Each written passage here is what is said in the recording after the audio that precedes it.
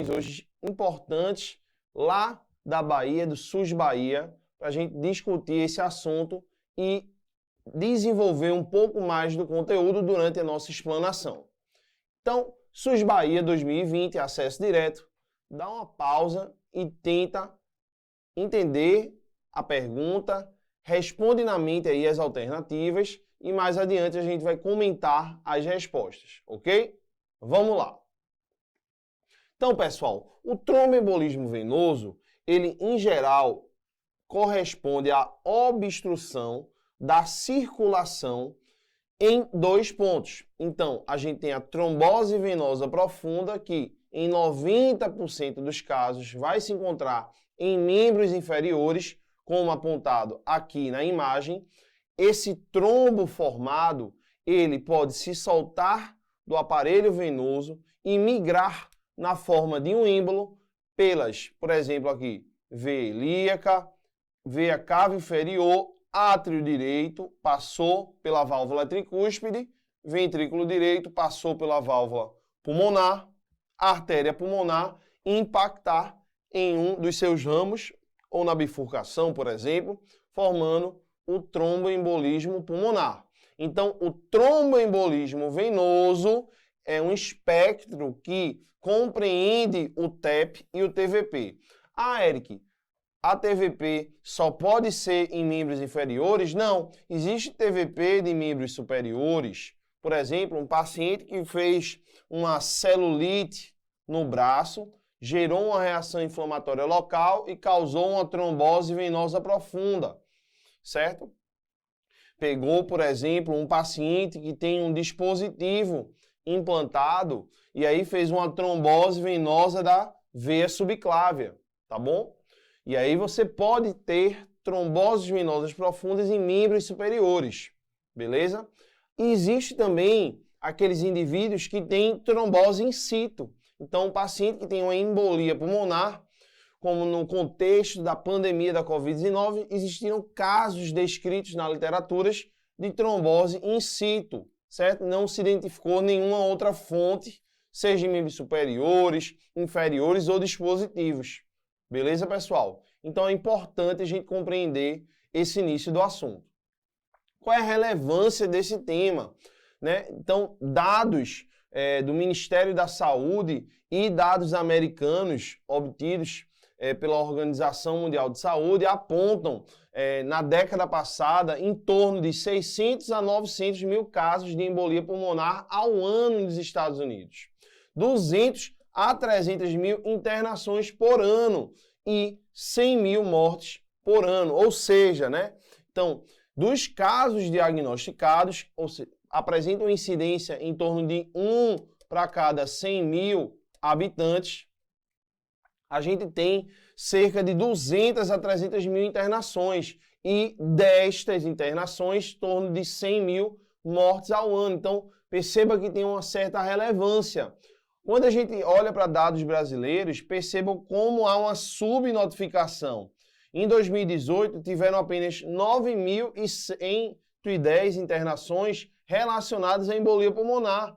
Olha a comparação com os dados americanos. Então, há uma grande subnotificação. E a gente percebe que há essa subnotificação / subdiagnóstico quando a gente observa necrópsia em pacientes internados. Daqueles que tinham causas indeterminadas, até 12 a 15% dos pacientes apresentavam embolia pulmonar. Então, é relevante e é importante do ponto de vista de letalidade e mortalidade. É um problema de saúde pública, seja pelo subdiagnóstico, subtratamento, né, e o subreconhecimento. Beleza. Quais são os principais fatores de riscos que nós iremos buscar nos enunciados das questões, pessoal? Então é muito comum aparecer o quê? Relato de imobilização, seja porque o indivíduo apresentou alguma fratura, alguma condição inflamatória infecciosa que está deixando o paciente mais restrito ao leito, uma neoplasia ativa nos últimos 6 meses. Então, não, eu tenho uma história de um câncer prévio, mas já fazem 3 anos, 4 anos. Então, isso tem um fator de risco de menor importância. A gestação e o puerpério na sua fase mais precoce, o uso de anticoncepcionais combinados orais. Então, o estrógeno tem esse fator protrombótico importante. O tabagismo relacionado também ao fator inflamatório. A obesidade também é um outro fator importante associado, responsável, por exemplo, por cerca de 40% das neoplasias, a obesidade. Então, também tem esse fator inflamatório no risco do tromboembolismo venoso, dificuldade de retorno venoso, doenças crônicas e infecciosas, certo? A reposição hormonal, sobretudo, contém o estrógeno, e cirurgias de grande porte, cirurgias ortopédicas, de quadril, joelho, cirurgias oncológicas, curativas, né? E cirurgias vasculares grandes, a aorta, seus ramos principais, estão associados, sim, a importantes fatores de risco para o tromboembolismo venoso.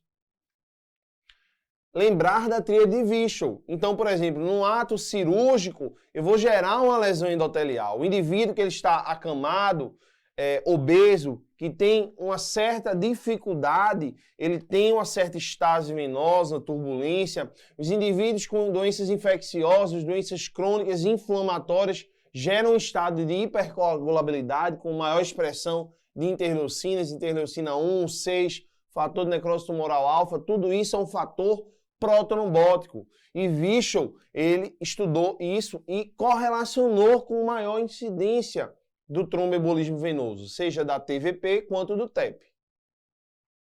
Como é que eu vou pensar no quadro clínico? Como é que eu vou investigar? Então, na trombose venosa profunda, você vai chegar aquele paciente na sua consulta com dor no membro inferior, uma dor mais assimétrica, certo? Uma dor de forte intensidade, relacionada com empastamento, um aumento. Você pega a fita métrica, compara a circunferência de uma panturrilha para outra, de uma coxa para outra. O edema, um edema de início recente, diferente do linfedema, que é um edema crônico, tá bom? Então, uma veia mais empastada, mais saliente. Você faz manobras do exame físico, como sinal de Roman, sinal da bandeira, que podem apontar para essa possibilidade. É óbvio que vão existir diagnósticos diferenciais. Por exemplo, na semana passada eu atendi uma paciente na emergência que ela, na verdade, ela tinha um cisto de Baker. E esse cisto de Baker, que fica por detrás da fossa poplítea, rompeu, infiltrou na musculatura da panturrilha gastrocnêmica e estava mimetizando, simulando a TVP. Na semana retrasada, uma paciente que chegou com edema assimétrico, dor, porém tinha calor, hiperemia, uma área bem demarcada, ela tinha, na verdade, um erisipé, ela tinha uma porta de entrada no pé, entendeu? Então, você tem que fazer os diagnósticos diferenciais. Um paciente com edema bilateral, na verdade, ele tinha uma insuficiência venosa crônica. Um paciente com mixedema pré-tibial, também bilateral, associado ao hipertireoidismo. Então, faça os diagnósticos diferenciais, mas lembre-se, você tem que pensar na possibilidade de TVP, senão você não dá o diagnóstico.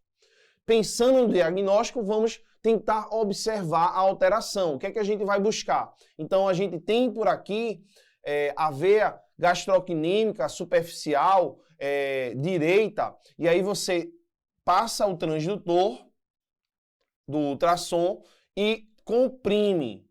Ao comprimir, você observa que a veia ela não é compressiva, ela permanece intacta. Por quê? Existe um conteúdo no seu interior e essa incompressibilidade ela é indicativo da presença de uma trombose venosa profunda. Obviamente que existem outros exames, sim, por exemplo, o dedímero, que é o produto de degradação da fibrina, ele ocorre em todo o processo. A gente tem de forma dinâmica e contínua no nosso organismo coagulação e fibrinólise. Forma um coágulo, dissolve esse coágulo. Ao mesmo tempo, a fibrina, durante esse processo, quando a gente observa a cascata da coagulação, fator 10 vira o fator 10 ativado, 5, 5 ativado, 2, 2 ativado, 1, 1 ativado. 2 protrombina virando trombina, 1 fibrinogênio virando fibrina. E à medida que o TPA, o plasminogênio tecidual ativado, esse ativador do plasminogênio tecidual, ele chega lá e desfaz esse trombo que foi formado, você vai liberando produtos de degradação da fibrina, o dímero D, o D-dímero, ok? Porém, percebam, um paciente que está acamado, um paciente com uma condição inflamatória, um paciente hospitalizado, ele pode ter o D-dímero elevado e não necessariamente ser o quê? Uma trombose. Então, é importante Ficar atento a esse detalhe, tá bom? Sendo assim, eu vou valorizar o dedímero sempre quando ele vier normal, porque o dedímero normal me diz, eu não tenho uma trombose. Então ele tem um alto valor preditivo negativo, é um exame sensível. Um exame sensível ele serve para ser um exame de triagem, sobretudo naqueles pacientes com baixo risco, uma baixa probabilidade pré-teste. Beleza? Quando esse exame vem positivo, mas diante de uma suspeita alta, eu não tenho como confirmar que o meu paciente tem uma TVP. Logo, eu vou prosseguir com um exame mais específico, por exemplo, o ultrassom Doppler de membros inferiores. Ficou claro, pessoal? Beleza. O TEP, então, é o paciente que chega para você, na prova a palavra-chave é súbita. É uma dispneia súbita. Pode ter pneumoptise, sobretudo aquele TEP que é mais distal na árvore pulmonar. Porém, o paciente pode ter de sinal ao exame físico sensível, porém não específico, ataque cardíaco. É bem comum a taquicardia. Um ataque cardíaco, sobretudo de padrão sinusal, quando a gente prossegue com o eletrocardiograma. Além disso, o paciente pode ter outras queixas. Pode ter uma sibilância, mas não é específico. Então, pode ter uma dor torácica, mas não é específico. Pode ter, evidenciando ao exame físico, achados compatíveis com atelectasia, um derrame pleural, mas percebam, isso também não é específico.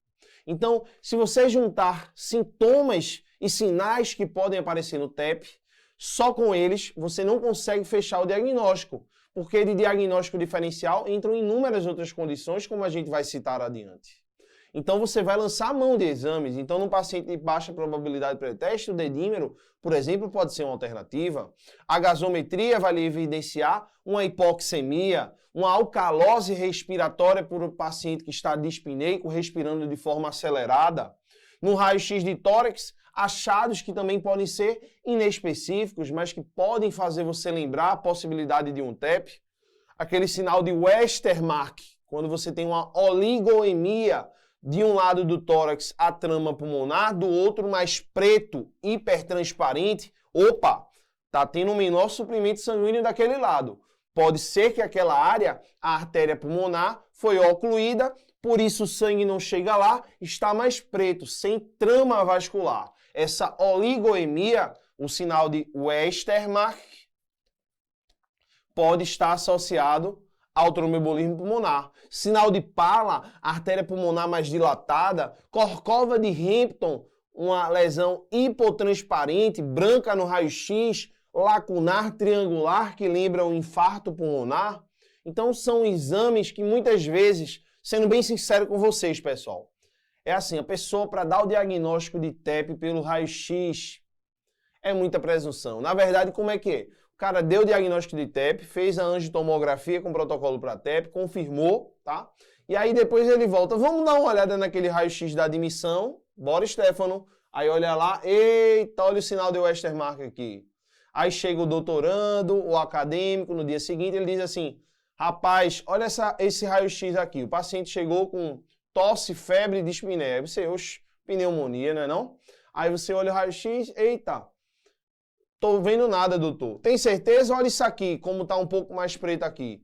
Aí, eita, será que aquilo é o sinal de Westermarck? É sim. Aí depois ele vai, que exames a gente poderia pedir? Aí o doutorando, não, uma angiotomografia de tórax com protocolo para TEP, com contraste. Aí mostra aqui a tomografia, tinha uma falha de enchimento na artéria pulmonar. Eita, era um TEP mesmo. Então, assim, é muito difícil você dar o diagnóstico do TEP simplesmente olhando o raio-x. Por isso que você muitas vezes vai recorrer a outros exames de imagem. Então vamos lá. Como é que a gente pode classificar mais especificamente o TEP, né? Então a gente pode classificar ele de forma aguda, subaguda e crônica, de acordo com a forma da apresentação. O TEP crônico, que eu vou chamar a atenção de vocês, entra no diagnóstico diferencial de dispneia aos esforços, sobretudo após 6 meses de um evento tromboembólico. Então você pode pensar, será que esse paciente tem um TEP crônico, algum sinal de hipertensão pulmonar? Então veja que é um sintoma também inespecífico. Com relação à ausência ou à presença de instabilidade hemodinâmica. Então o TEP maciço, aquele de alto risco, é o que envolve mais de metade da vasculatura da sua artéria pulmonar. E isso gera uma instabilidade hemodinâmica. Então, o TEP maciço ele tende a ser de alto risco.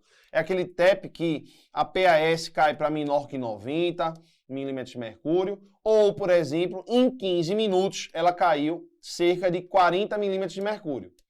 Então, isso são achados sugestivos de TEP maciço. TEP submaciço não. É aquele TEP que pegou um terço, né, da artéria pulmonar, né, do território da artéria pulmonar. Já o TEP baixo risco, né, é um TEP mais segmentar, subsegmentar, sem tanta repercussão, tá bom?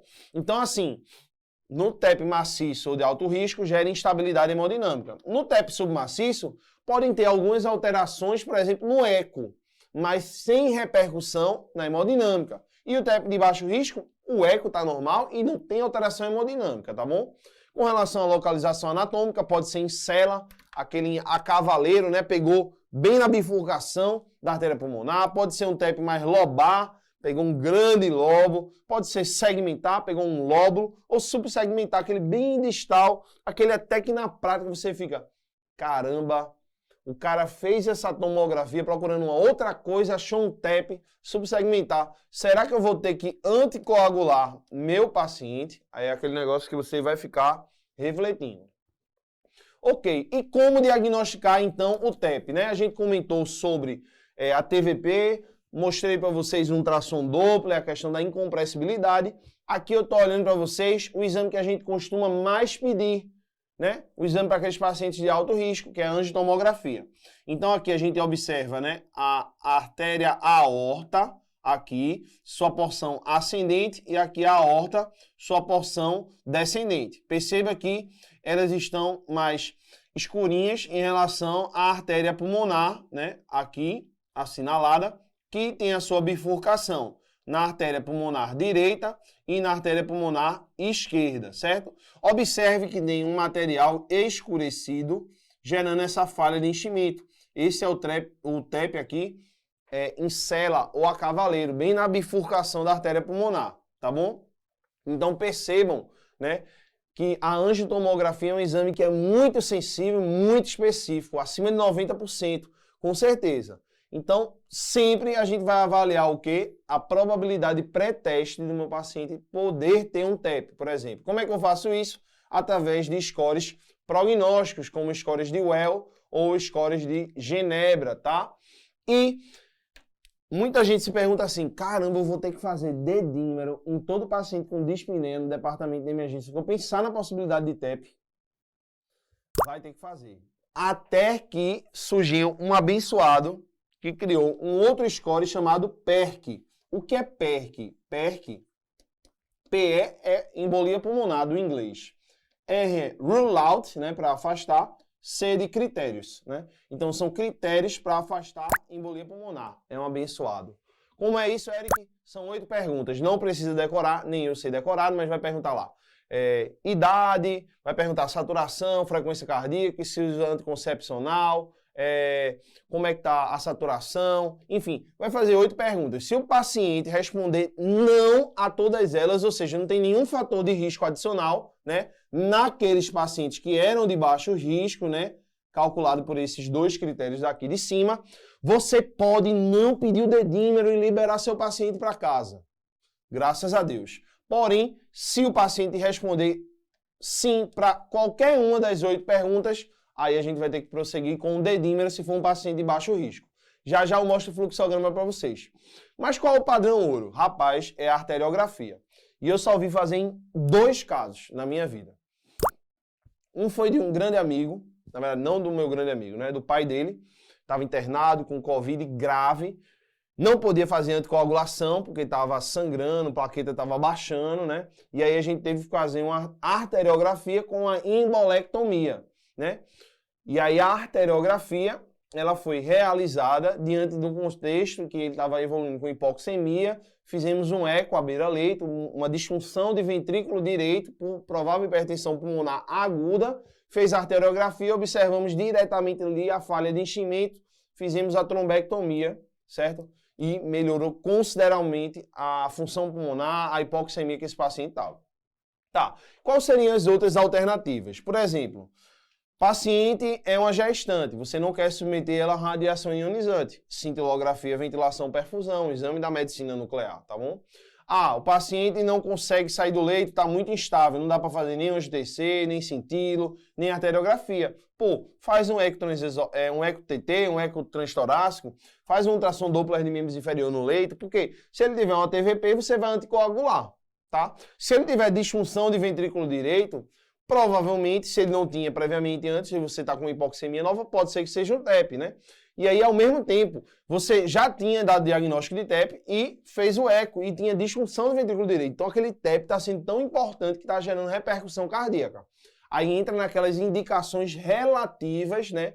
Se o paciente não estiver instável hemodinamicamente, tá? Para você considerar a trombólise, tá bom? Então, vamos adiante. Tá, então a suspeição clínica, ela é essencial, como a gente comentou. Por quê? Os sintomas são muito específicos. Então, imagina o paciente, Stefano, tosse, falta de ar, febre, calafrios, expectorando, né? Então, pode ser uma pneumonia? Pode. Pode ser uma insuficiência cardíaca? Pode. Pode ser um DPOC, uma doença pulmonar obstrutiva crônica? Também pode. Pode ser um paciente com alguma pleurite, uma pleurite tuberculosa? Pode. Pode ser uma pericardite viral? Pode. Um pneumotórax rompeu? Pode. Pode ser uma síndrome coronariana aguda, professor André Lafayette? Também pode. Pode ser um quadro psiquiátrico, paciente ansioso, psicossomático? Também pode. Pode ser uma dor muscular? Também. Então perceba que a gente tem muitos diagnósticos diferenciais. Por isso é essencial o quê? Você sempre avaliar a probabilidade pré-teste do seu paciente antes de prosseguir com qualquer exame, para guiar o seu exame. Lembre que o melhor exame complementar é revisitar a anamnese, a história do seu paciente. Então, sabendo isso, você faz os scores. Normalmente a gente faz os scores de Well. Então, o paciente já teve, Eric, trombose venosa profunda ou embolia pulmonar prévia. Ganha 1,5 ponto. Ele tem uma taquicardia nova, ganha 1,5 ponto. Ele fez uma cirurgia há 5 dias atrás, ou ele está imobilizado já há 3 dias, ganha 1,5 ponto. Ele tem sinais clínicos de trombose venosa profunda. A perna está empastada, tá? Tá com edema, tá com dor, Romans positivo, ganha 3 pontos. Não tem nenhum outro diagnóstico que não seja TEP. TEP é o mais provável. Vai ganhar 3 pontos. Aí ele botou sangue, escarrou sangue, hemoptise, ganha 1 ponto. Ele está com câncer em atividade, ele está tratando de um câncer, também vai ganhar 1 ponto. E aí, a partir disso, você vai classificar baixa probabilidade, intermediário ou alto. A depender, a gente vai prosseguir com os exames. Moderado ou alta probabilidade, angiotomo com protocolo para TEP. Baixa probabilidade, dedímero. Se o paciente for PERC negativo, aí pode liberar para casa sem o dedímero. Então, recapitulando, como é que a gente vai integrar tudo isso no departamento de emergência? Então, vamos lá. Calculei a probabilidade pré-teste do nosso paciente. Probabilidade baixa, vou ver como é que está o PERC dele. Respondeu tudo negativo, tchau, não é embolia pulmonar. Toma aqui um relaxante muscular, toma um Rivotril, toma um chazinho, relaxa, tchau e benção. Ah, não, respondeu pelo menos uma positiva, mas não é baixa probabilidade? Então vamos para o dedímero. Porque se o dedímero for negativo, ou seja, normal, o paciente vai para casa. Se não, se vier alterado, aí eu devo prosseguir com um exame mais complexo. Que exame, por exemplo, Eric? Uma angiotomografia com protocolo para TEP, tá bom? E como é o ponto de corte do dedímero? 500 ou para aqueles indivíduos acima de 50 anos, aí a gente multiplica a idade por 10. Stefano mesmo tem 70 anos, então o dedímero normal dele é de 700 para baixo, entendeu? Eu que tenho 30 anos, aí eu uso o ponto de corte de 500, entendeu, pessoal? Não tem isso não de, é 300 não. Então isso só vale para quem tem mais do que 50 anos, tá? Então, fez a angiotomografia, veio negativa, não é TEP. Veio positiva, é TEP, vamos começar a tratar, beleza? Já se o paciente tem uma probabilidade pré-teste intermediária, aí, ou alta, né? A gente vai prosseguir com outro fluxograma. Então, probabilidade pré-teste intermediária, dedímero positivo, vamos investigar. Se ele vier negativo, não é embolia pulmonar, tá bom? Mas se ele veio positivo, vamos investigar angiotomografia com protocolo para TEP, tá bom? Angiotomo negativa não é TEP, angiotomo positiva é TEP confirmado, tá bom? Então, o PERC não cabe aqui para quem é probabilidade intermediária ou alta, entendeu, pessoal?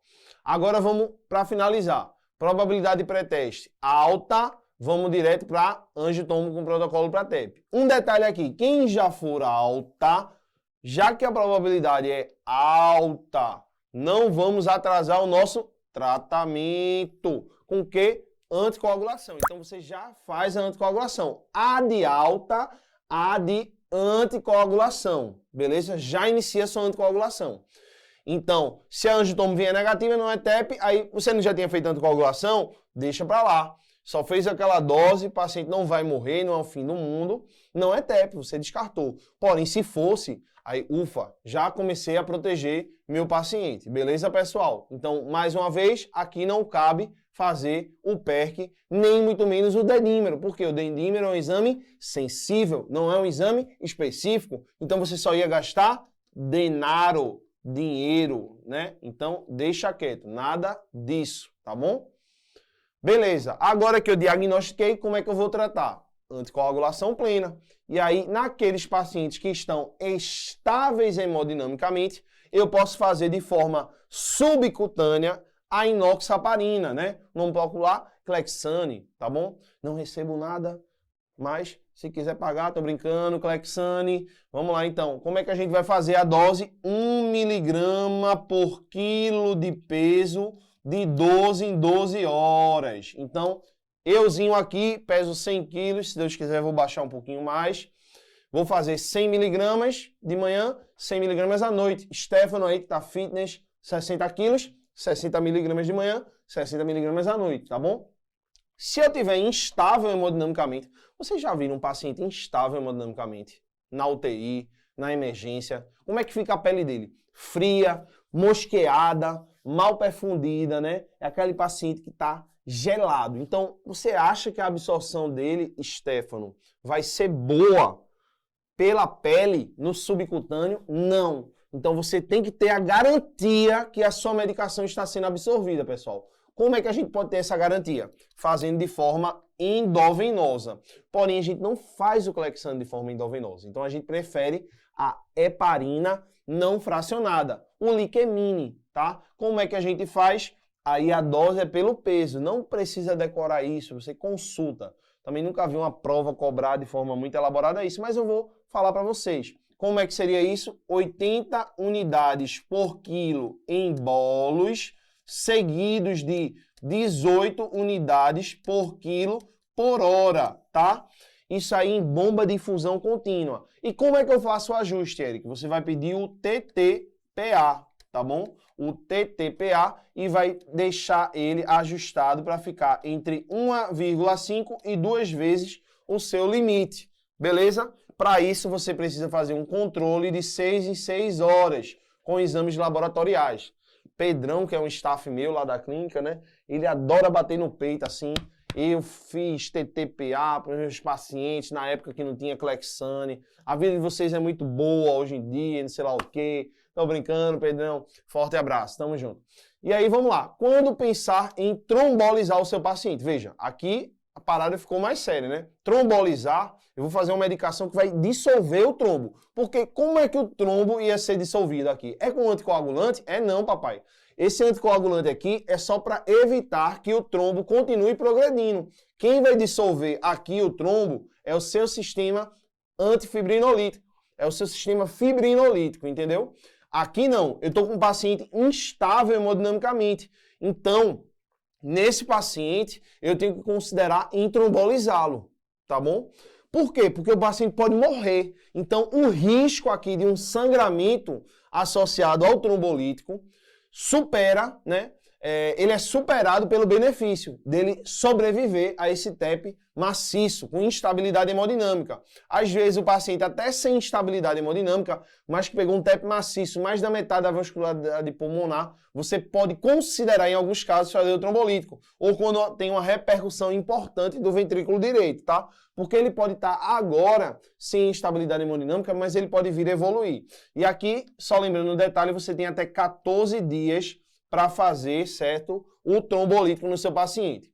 E, para finalizar, quando eu vou fazer uma trombectomia, por exemplo, nos pacientes que tiverem uma contraindicação do trombolítico, como foi o pai de Ricardo, tá bom, pessoal? Beleza, então vamos lá. Falando agora da TVP. Como é o tratamento?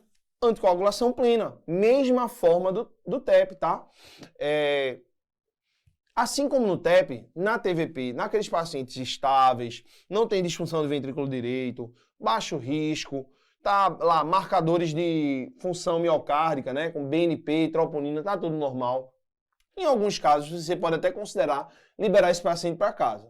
Se você tiver um novo anticoagulante oral, por exemplo, uma rivaroxabana, né, então o que é que você poderia fazer aqui nesse cenário?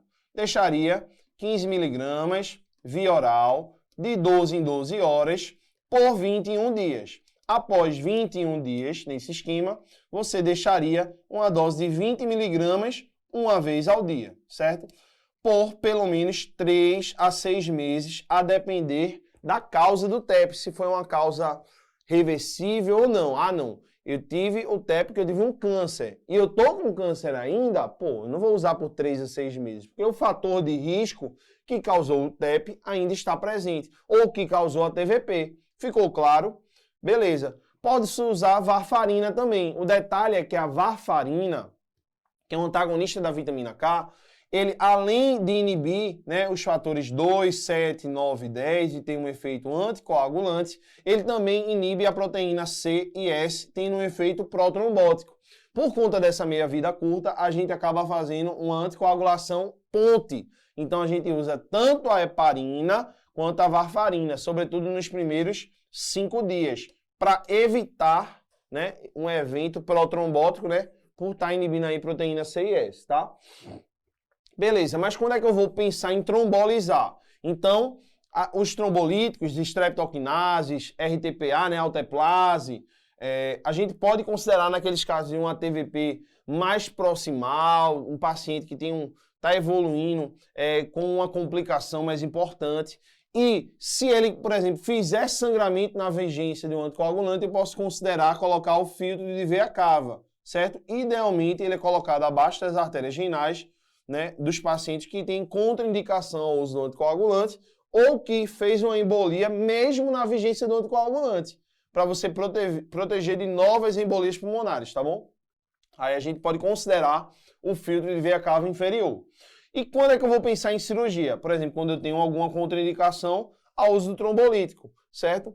Então, um quadro mais iliofemoral extenso, ou o paciente está evoluindo com uma flegmasia cerúlea dolens, você pode fleg, né?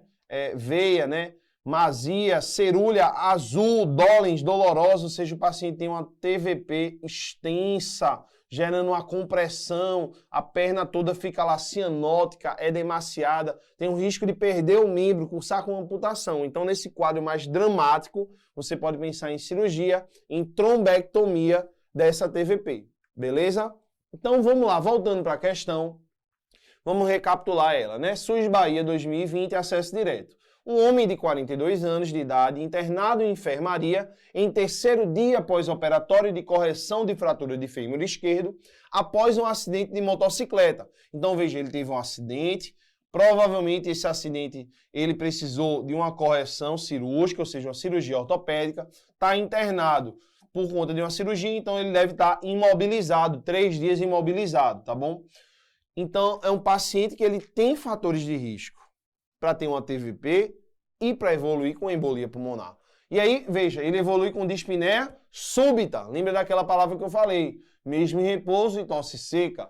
Nega comorbidades. Ao exame físico, ele está febril, normocorado, tá, ó, taquicardia, beleza? Tá dispneico, tá desaturando, na ausculta cardiorrespiratória sem alterações. Então, uma outra dica, TEP é algo que é muito interessante você pensar o quê? É um paciente com dispneia e ele está com o pulmão limpo. Ou seja, pô, o cara tá lá, 89%. Eu já tava esperando aqui o pessoal dizendo, lá estertou não sei aonde, congestão, sibilância, parará, parará. Aí quando, ausculta cardiorrespiratória normal. Então, sem alterações. Membro inferior esquerdo, olha, assimetria, né? Edema, 2 a 4 cruzes, ferida com bom aspecto, ou seja, isso não é nenhuma complicação infecciosa, cirúrgica, ortopedista. Eu fiz a cirurgia, ela limpa, não teve nenhum problema, tá bom, doutor Eric?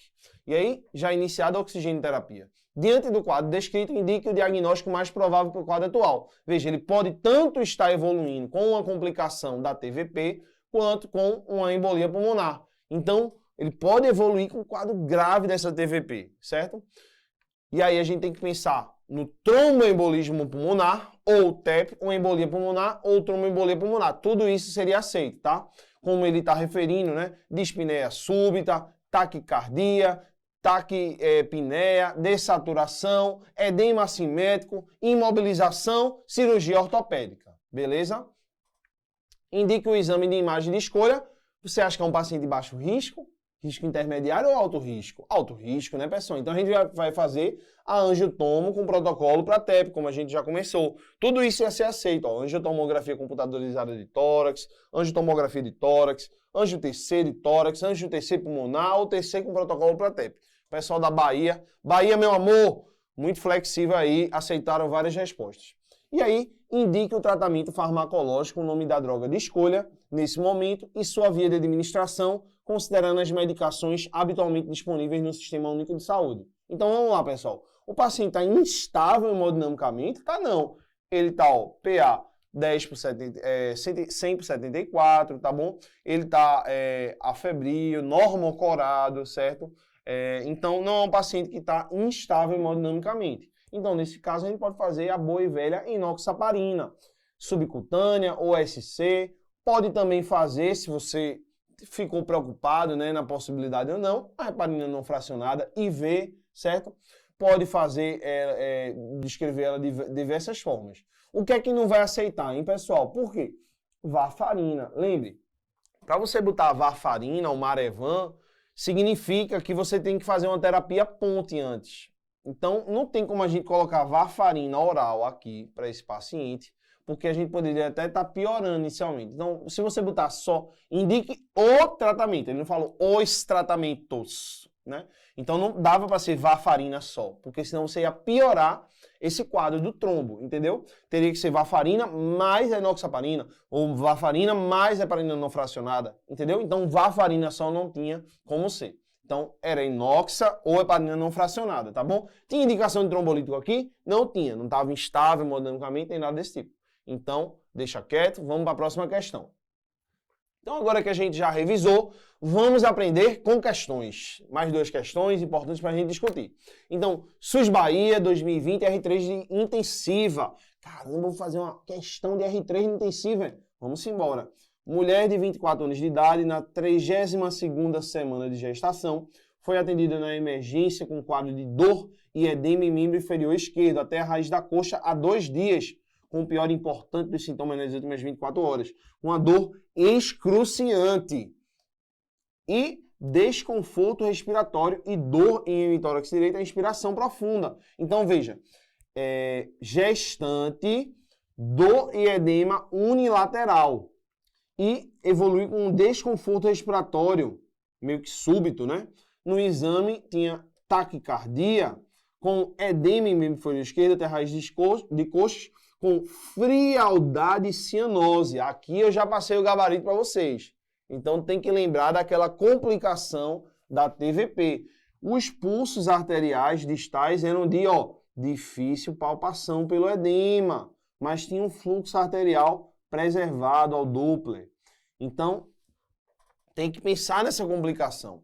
Realizou o eco-Doppler, sendo evidenciado trombose venosa profunda e ilíaco femoral, aquele quadro grave ilíaco femoral, pessoal. Comentei com vocês. E tromboflebite da veia safena magna nesse momento. Faltou o quê? investigar o quadro respiratório. Então vamos lá. Indique as duas prováveis complicações da TVP. Então a complicação local seria o quê? A flegmasia. A complicação distal respiratória seria o TEP, né, pessoal? Então, flegmásia cerúlea dolens e embolia pulmonar. Duas medidas clínicas a serem realizadas ainda na emergência. Então, tem indicação ou não tem indicação de anticoagulação? Tem indicação. E o que é que a gente pode fazer para essa flegmasia? Analgesia, elevação do membro inferior para drenagem, tá? E anticoagulação. Sabendo que mesmo após 6 horas do início, a paciente não teve melhora, fez uma gangrena, né? Então, opa, deu bronca agora. E agora, o que é que eu vou fazer, pessoal? Então, um quadro grave, você tem que tirar esse trombo. Como é que você vai tirar esse trombo da flegmasia com essa TVP iliofemoral, trombectomia venosa cirúrgica? Ok? Vamos para a próxima questão. SUS Bahia, meu amor, 2016, acesso direto, paciente de 63 anos, idosa, sem comorbidades, com bom PS, bom performance status, em pré-operatório de cirurgia radical para tratamento, oncológica, cursa com TVP. Ele já deu a dica pra gente, né? Então, teve TVP. Então, tenho TVP, vou ter que fazer o quê? Anticoagular. Como é que a gente anticoagula, né? Então, vamos dizer que ela tem 60 quilos, 60 miligramas de 12 em 12, por exemplo, pode ser com Clexane, não tem nenhuma, não está referindo nada que tem disfunção renal, que está instável hemodinamicamente, é isso mesmo. Vai fazer repouso só no primeiro momento, tá? Mas você vai estimular a paciente a deambular. Só não vai deambular se estiver sentindo dor ao deambular. Porque imobilidade é um fator de risco, tá? E uso de meias elásticas antitrombo, né? Para melhorar síndrome pós-trombótica, tá bom? Beleza. Indica o procedimento antes de fazer a cirurgia radical para o tratamento do adenocarcinoma de endométrio. O que é que a gente vai fazer, pessoal? A gente vai poder fazer a cirurgia dessa paciente com o anticoagulante. Vai ser uma cirurgia bem tranquila, né? Não vai tirar nada. Claro que não, né, pessoal? Imagina, tá lá o cirurgião passando bisturi e o anticoagulante no sangue da mulher. Então, opa, sangrando que só. Então a gente vai ter que suspender o anticoagulante. Porém, eu estou com uma contraindicação a continuar usando o anticoagulante. O que é que eu devo fazer na contraindicação ao uso do anticoagulante? De uma TVP extensa, pegou veia poplítea. Então tem um risco disso fazer o quê, Stefano? Sair da perna e ir para o pulmão. Então a gente tem que botar um filtro que impeça isso. É o filtro de veia cava inferior para evitar a embolia pulmonar. E algumas medidas no pós-operatório, né? Então a gente vai usar meias elásticas, certo? Vai suspender a anticoagulação por 48, 72 horas, até o risco de sangramento, né? Anticoagulante oral por um período de 6 meses, tirar o filtro de veia cava o mais precoce possível, se não houver programação de nova cirurgia. Aí um detalhe aqui que eu queria falar para vocês, né? Meia elástica pode. Agora veja, a paciente tem uma trombose extensa. Ele poderia botar uma pegadinha aí para lhe quebrar. Seria o quê? Compressão pneumática intermitente. Aí isso aqui não pode não. Porque tem, sobretudo em UTIs, né, de hospitais públicos e UTIs em apartamentos de hospitais privados, né, aquelas botinhas que fazem compressão pneumática intermitente. Aí isso não pode, porque tem um risco de embolização da sua trombose da perna. Ok? Ficou claro? Então, pessoal, era isso que eu queria discutir com vocês hoje. Espero que tenha valido a pena esse tempo que vocês dedicaram aqui comigo. Espero e desejo do fundo do meu coração, de verdade, que vocês tenham sucesso no que vocês estão buscando.